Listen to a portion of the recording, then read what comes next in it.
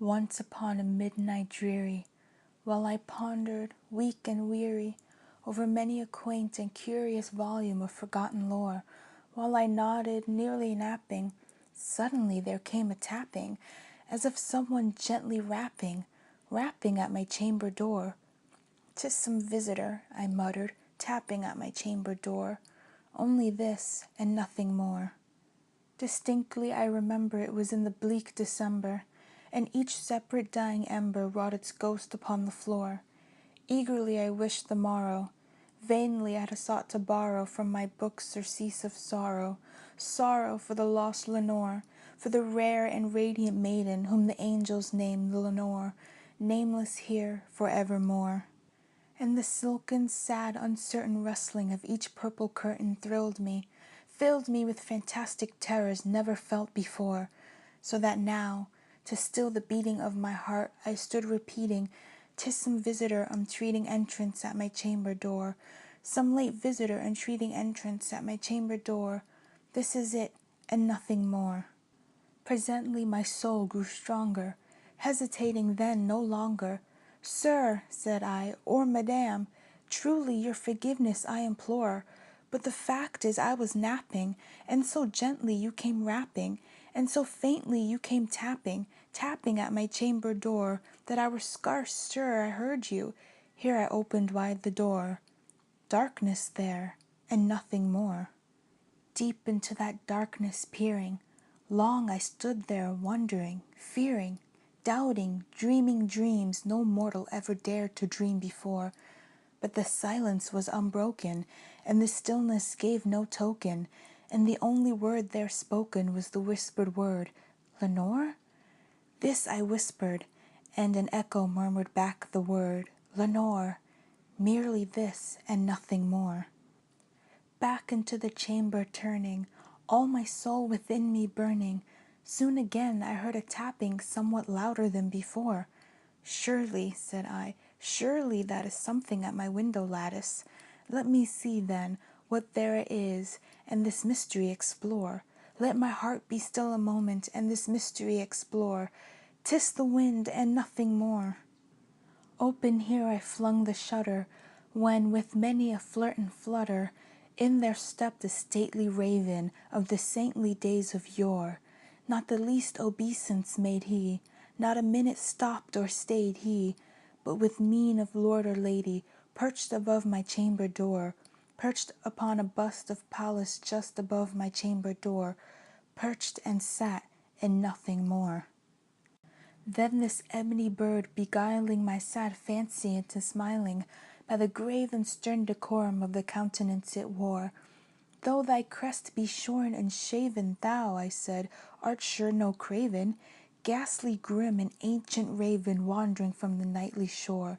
Tell me what thy lordly name is on the night's Plutonian shore." Quoth the raven, "Nevermore."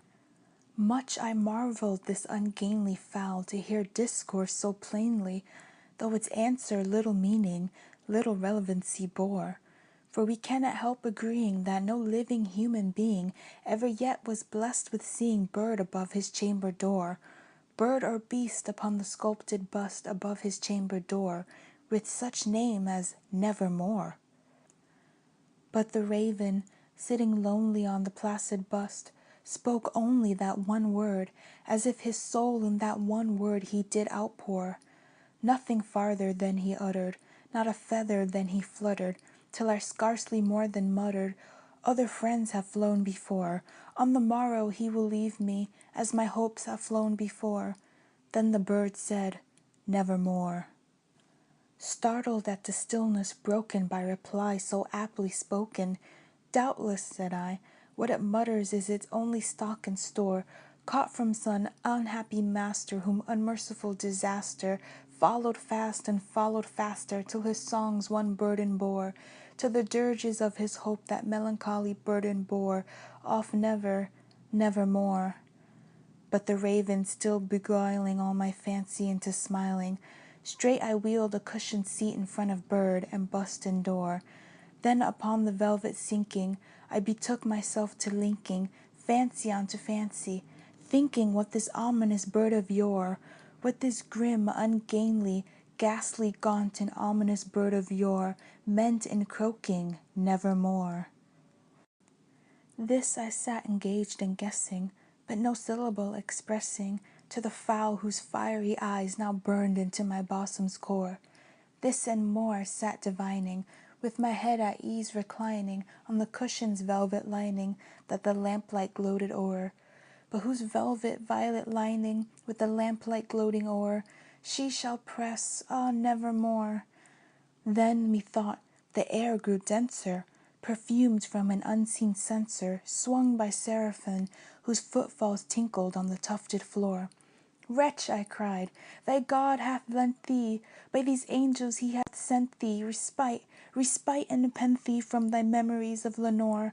Quaff, oh quaff this kind lament thee, and forget this lost Lenore. Quoth the raven, nevermore. Prophet, said I, thing of evil, prophet still of bird or devil, whether tempter sent, or whether tempest tossed thee here ashore, desolate yet all undaunted, on this desert land enchanted, on this home by horror haunted, tell me truly, I implore, is there balm in Gilead? Tell me, I implore. Quoth the raven, nevermore.